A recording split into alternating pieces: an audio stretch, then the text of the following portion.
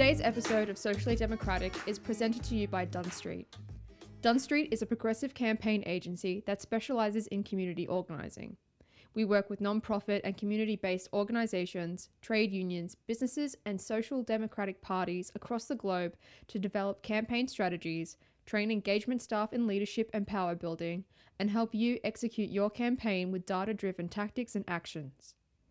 And in 2022, Dunn Street will continue to work with folks that want to share their stories, inspire others, take action, and organise communities for change. To find out how Dunn Street can partner with you, hit us up at dunnstreet.com.au. Socially Democratic is also brought to you by Maurice Blackburn Lawyers. Maurice Blackburn Lawyers have spent more than a century paving the hard path to justice for everyday Australians.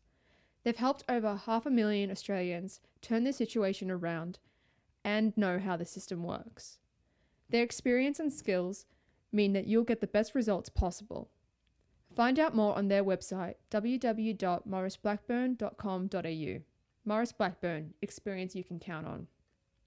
Hello and welcome to another episode of Socially Democratic, your weekly centre-left politics and organising podcast, out every Friday, that dives into the progressive campaign issues of the day and the people leading them from home and abroad. You're probably wondering who's this person talking, and sorry I didn't introduce myself last week. I'm Rebecca, I am the producer of Socially Democratic. I'm usually the one working behind the scenes, but as Stephen has been away, I've had to jump in to do the intros. I promise things will go back to normal next week. This week, Stephen is in the Netherlands, speaking with the Chairwoman of the Dutch Labour Party, otherwise known as PvdA, Esther-Mirjam Sent. Esther chats to Stephen about the PvdA's background, the challenges that they currently face, and also spins a good yarn about how she became a politician herself. Don't forget to subscribe to the podcast on Apple Podcasts, Spotify, Stitcher, or wherever you get your podcasts. And if you like the show, be sure to give us 5 stars on Apple Podcasts or on Spotify.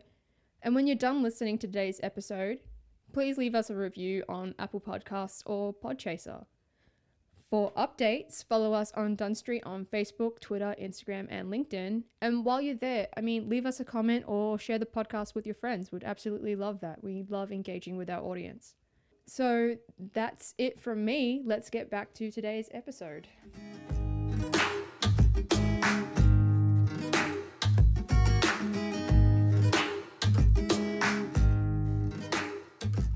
Okay, we're taping this one on a Thursday, I do believe. The jet lag is still only starting to wear off. We're taking this one on a Thursday. I'm in The Hague, or Den Haag, in the Netherlands. I'm actually at the PvdA, the Labour Party's head office here in Den Haag. And joining me on the line, I think from across town, is the president of the PvdA, the Labour Party, Esther-Mirjam Sent. Welcome to Socially Democratic.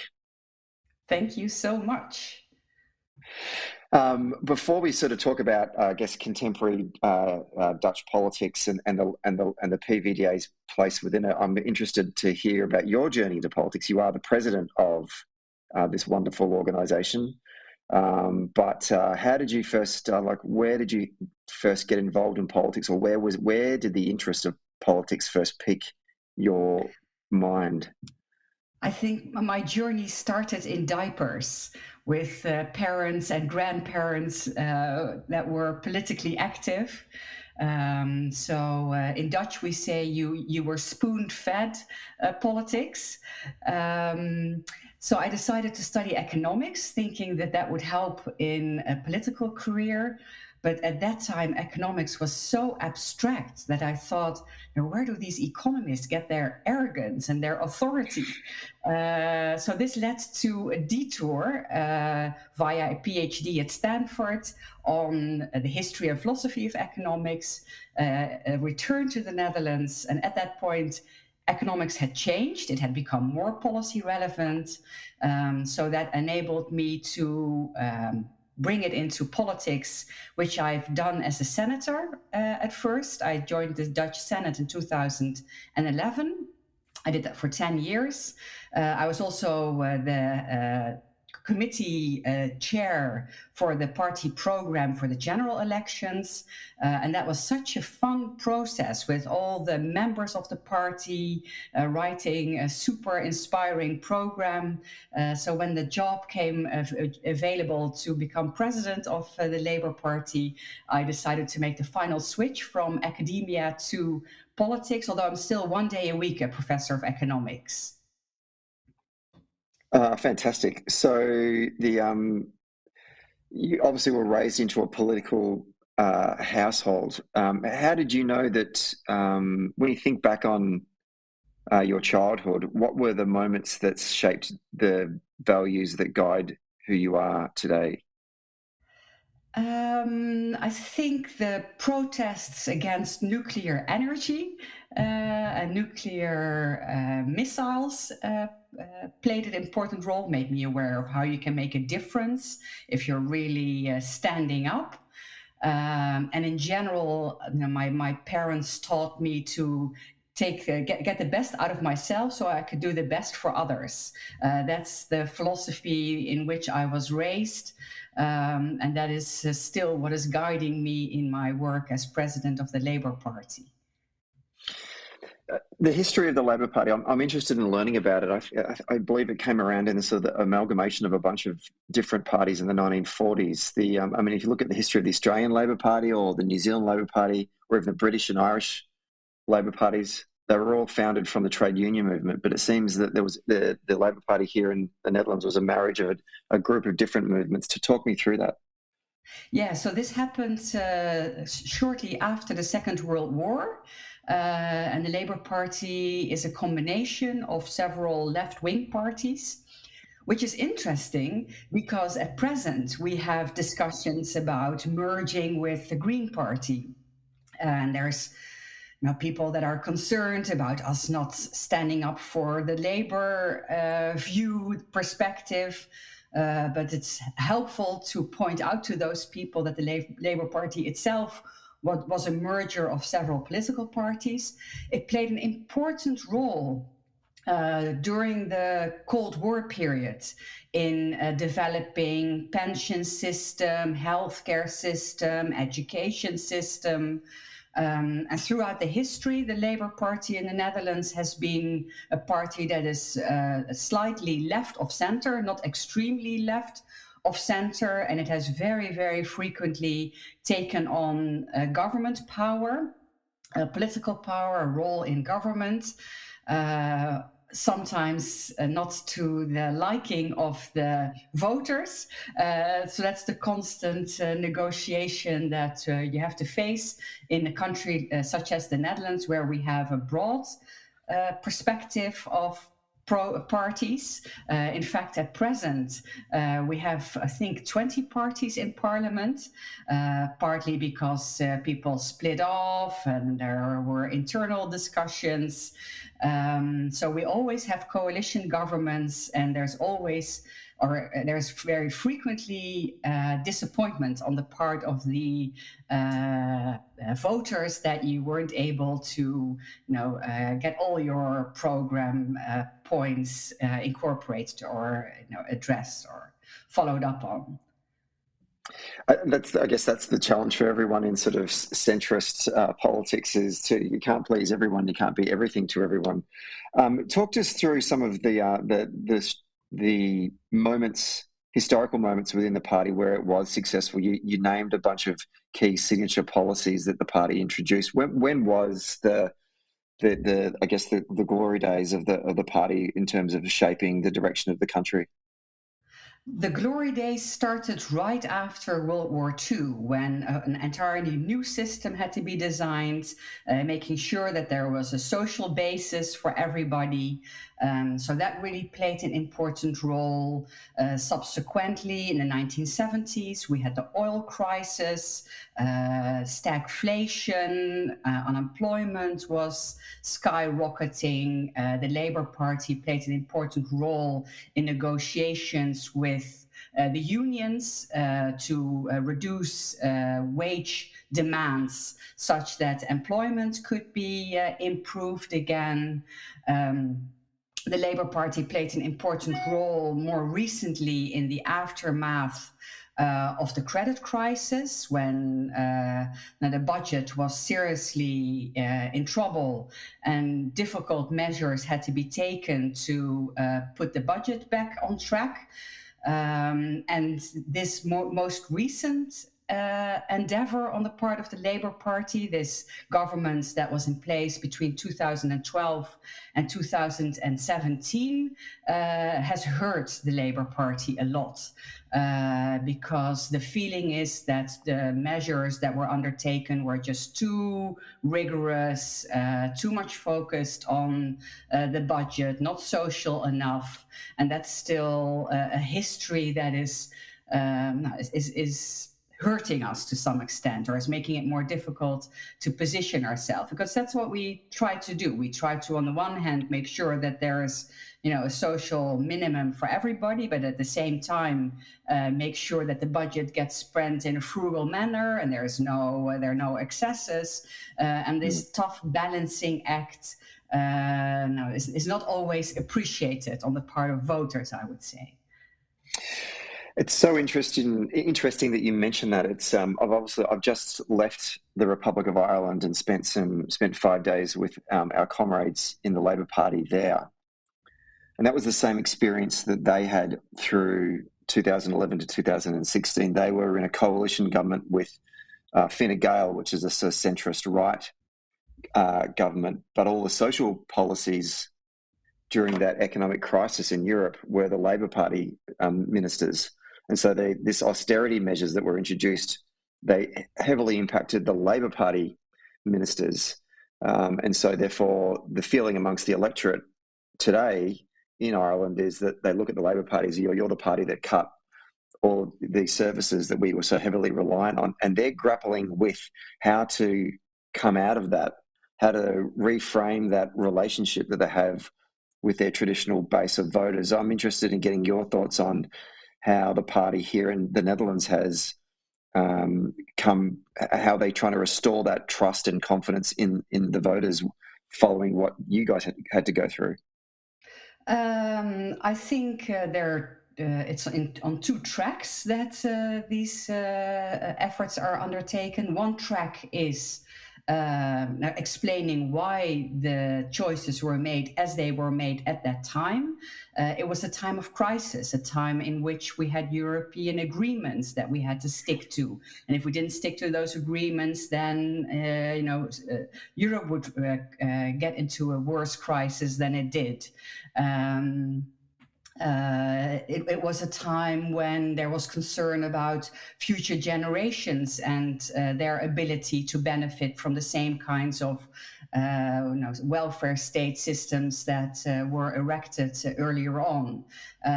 So I think one track is explaining the difficult situation we were in, the responsibility that had to be taken, and the support for the measures that were undertaken. And the other track, of course, is moving social democracy into the 21st century with an offensive program on the challenges that we're facing at present and in the future.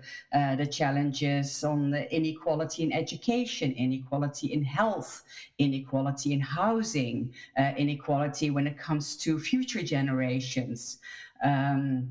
So it's both tracks, explaining the choices that were made, and also recalibrating our responses and our perspectives when it comes to present challenges and future challenges. And then another thing, of course, that plays an important role is when you have a very appealing leader. So we tend to think, we need to have another program and 10-point steps, and let's explain it one more time. But our result in 2019 in the European elections, with Frans Timmermans making us the biggest party in the Netherlands for the European elections, shows that if you have the right flow, if you have a strong leader, then suddenly the tide can turn and can flip in your favor. Yeah, it's interesting. The Jacinda Ardern experience in New Zealand, I think, really supports your theory there as well. The Labor Party's policies didn't change too much when they replaced their original leader with Jacinda, but then when Jacinda became leader, they became, so much more popular as a party, and obviously were elected into the government in 2017.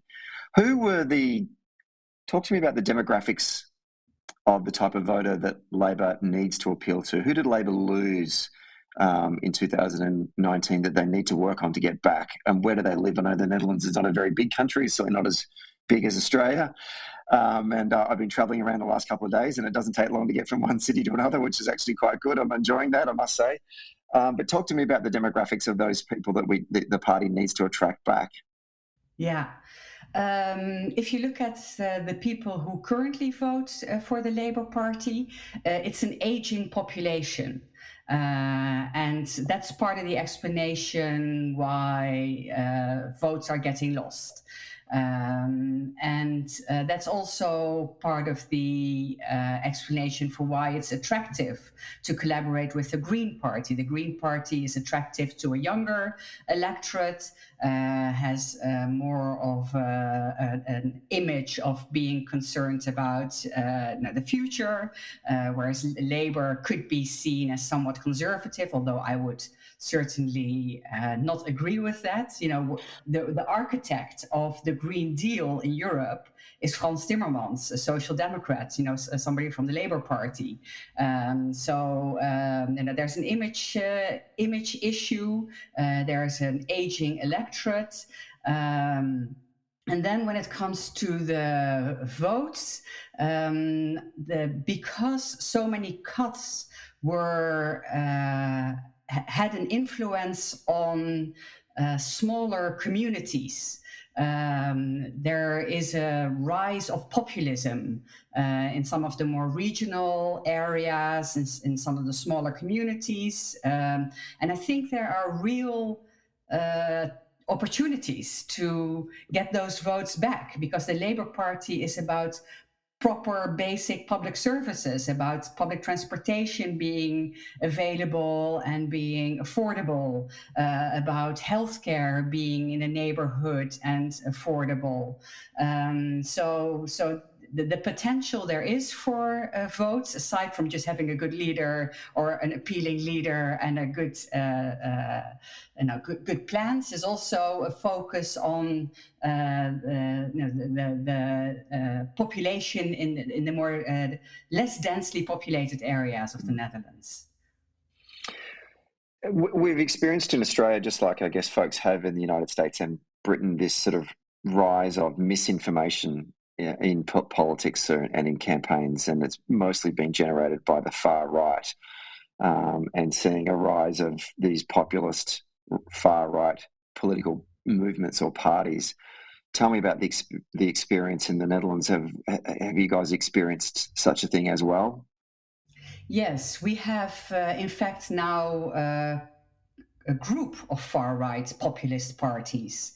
It started with the PVV, which is about 15 years old, maybe a little bit, maybe some more. And subsequently, more and more parties are populating the far right. And indeed, in the corona pandemic, there was a lot of misinformation about vaccination, about choices that were being made and presumably not supported. So at least a part of the populist parties used the corona momentum to generate more voters. So indeed, there is, and in fact, at some points there was an effort to have a government with one of these populist parties, but that lasted for a very, very short period of time because they're just in it for the counter arguments and are not in it for taking responsibility. But there is a lot of misinformation. In fact, we now have a company that is taking up space in public television, a media company that is spreading misinformation, and there's a concern about it. So it's entering mainstream media, and with the entering of mainstream media, giving an extra platform to these populist parties, and that is certainly a cause for concern. Talk to me about the strengths of the Labour Party here in the Netherlands in terms of its ability to get back into government. Talking to some of your colleagues here at head office, you've got 40,000 or 50,000 members, which is, I think, a huge number, a ratio compared to Australia. That's a great resource that's available at your disposal. What are some of the structural strengths that the party has that you can use to become politically strong again in national politics? Indeed, one of the strengths is that we have the most members, although one of the populist parties is claiming to have more, but there's misinformation going on there, because what they do is they count the people who join, but they don't subtract the people who leave. So that leads to only increasing numbers of members. But so we're the largest member party. There are many people that were educated within our scouting and education program. So there's a network of mayors, there's a network of participation or visibility in city councils. I think, what do you call them? The mayor is the government at the local level with, is it aldermen? Is that the name you call it? Yeah, or councillors, I think is the name we use in Australia. Yeah, so we recently had local elections at the city level. And out of the big national parties, we did quite well. But also at the local level, you see the populism development, mostly with local parties. So local The Hague, local Nijmegen, where I live. Disregarding the populist development at the local level, we did quite well, and we're also occupying quite a few council positions. In Amsterdam, we were the largest party, and what seems really appealing is the wish for a new narrative. A narrative that is also appealing in Germany, a narrative of dignity, a narrative of respect, a narrative of if you give people their own responsibilities in a liberal perspective, you disregard all the inequalities they encounter in their lives, inequality in education, health, occupation. There's a real wish for a new narrative on meritocracy. Why is it? And even in the Labour Party, for the longest time, we thought that getting the best out of people meant that everybody should go to university, and then you get rewarded with a really high pay. And there's really, I feel that we're at a turning point where we're rethinking, what is it that we really value? What is it that joins us? And how can government create the basic conditions to facilitate this? Of course, I'm an optimist. You have to be as a Labour president, but the optimism is supported also by election results in countries around us. Election results in Scandinavia, in Germany, Portugal, Spain. So I have a feeling that there's a new, as we say in Dutch, there's a new breeze or a new wind, or there's a change going on in what we value and what the government needs to do. And I see great opportunities, also supported, of course, by Frans Timmermans and his results in 2019. I have good hopes, and part of what colored the most recent elections that we had is that in the Labour Party we had a switch of leadership right before the elections, which is not a very good thing to have. And the previous elections were very much about Corona. And Mark Rutte, he's our strong leader. He guided us through Corona, and we were still in the middle of it, hoping that rally around the flag, he would keep doing his good work, at least where Corona is concerned. And I really think that in the next elections, he will most likely step down. If we can come up with a really strong candidate and with a story that touches on people's emotions and the emotions about dignity and respect, and the plans to support this, I have really good hopes that we're going to get good results. With your academic economic background hat on, just considering about where the European economy is going post-Brexit, now that we have this war on Europe's eastern flank, what implications does that have for the European Union and the European economy? What kind of impact will this have on the Dutch economy, and how can a social democratic party like the Labour Party construct, an economic argument to its citizens to ensure that that it can continue to deliver good public policy in the areas of health and education and job creation and the like? I feel like we're in this sort of era of uncertainty at this moment. I just want to get a sense of where you think things are heading. Yeah. I think it's important to stress that economic growth is a means and it's not an end. We often forget this, and it's a means for well-being for people at present and in the future, in the Netherlands and elsewhere. That's I think the yardstick that we need to use when we consider public policy and economic measures. And if we now look at what is happening to the well-being of people because of the economic situation, it's especially the well-being of the vulnerable that is under stress because the energy prices are skyrocketing. A lot of people who live in poor housing see skyrocketing energy bills, cannot afford it anymore. They pay a large share of their income on energy consumption.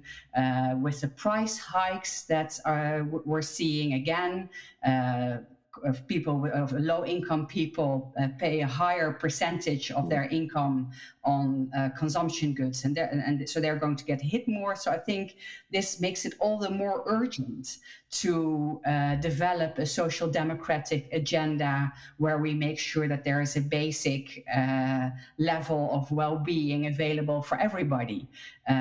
So whereas in the past, the focus was very much on how can we make the pie bigger. In light of the environmental concerns, it's more on how can we divide this pie in a more equal manner. And one thing that is really strange and needs to be addressed in the Netherlands is the wealth inequality. Income inequality is quite at par with other countries, but we have tremendous wealth inequality in the Netherlands and very low taxes. when people die and pass it on to their children. I don't know what you call that tax, but that really needs to be addressed. So there are great opportunities that I see in light of the present economic situation to divide the pie more equally. Also, company taxes are ridiculously low. Taxes on labor are really high. Taxes on wealth are really low.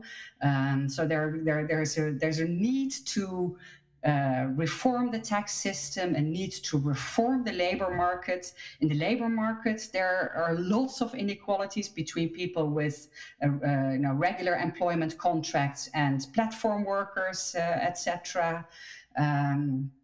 So I think the economic crisis that is on its way gives extra impetus and extra momentum to forward a social democratic response to it.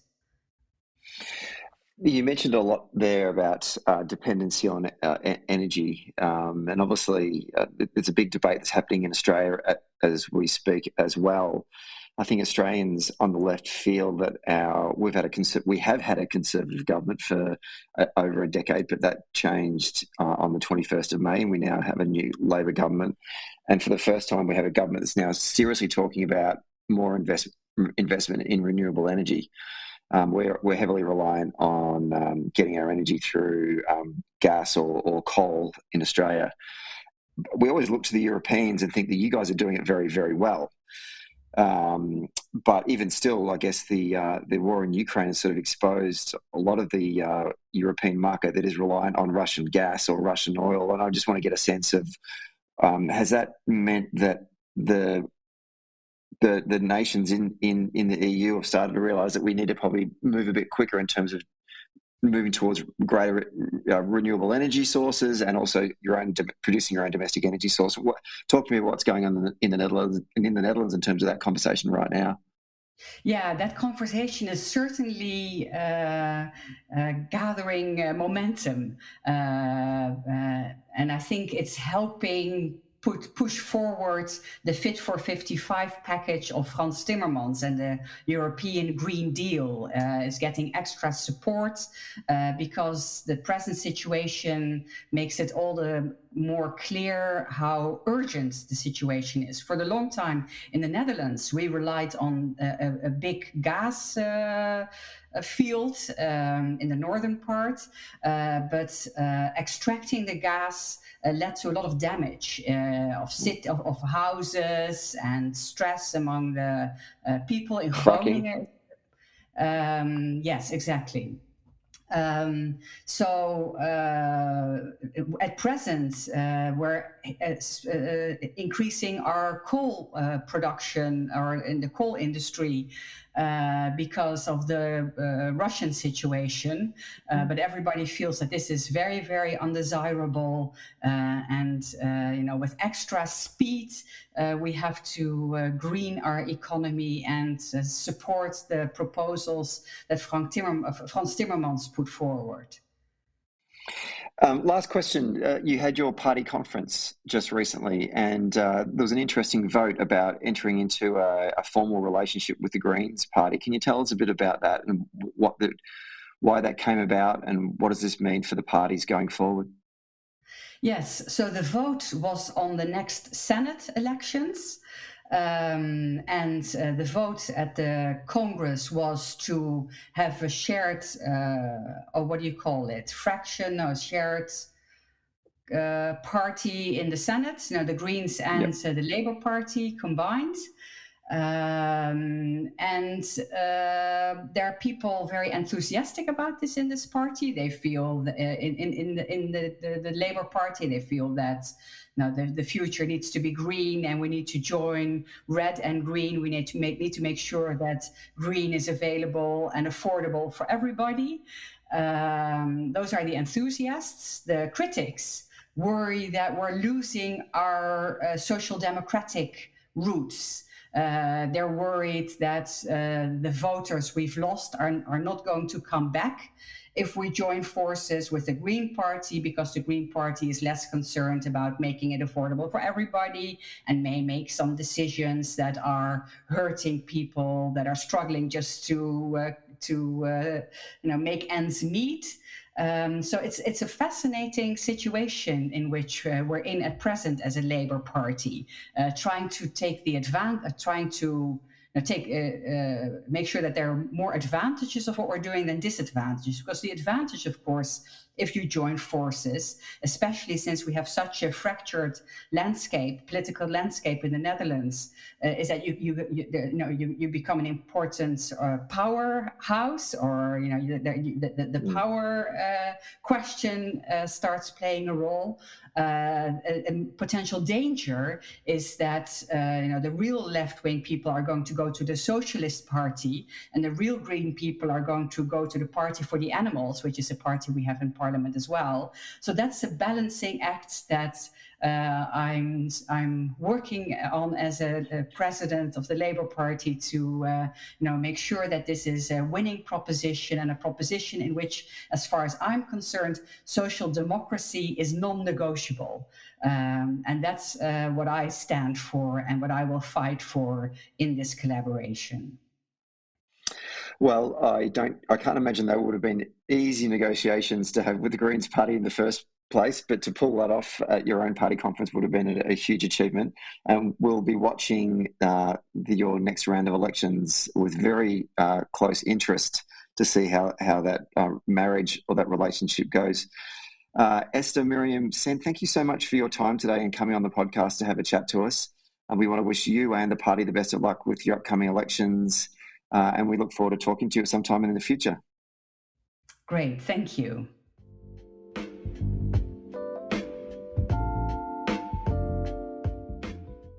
Thanks for listening to Socially Democratic. Did you like the podcast? Hit the follow or subscribe button and be sure to leave a review on Apple Podcast or Podchaser. And to get all the latest on Socially Democratic, follow Dunn Street on Facebook, Instagram, Twitter and LinkedIn. And we'll see you next Friday.